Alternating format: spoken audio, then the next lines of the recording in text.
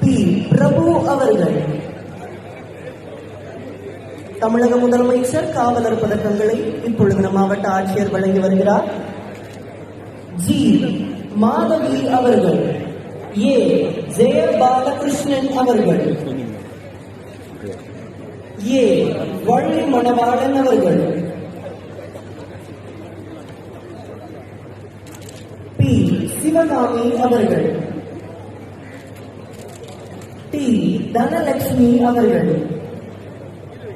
B. Ganesh அவர்கள். M. முத்து அவர்கள். C. Santhanam அவர்கள்.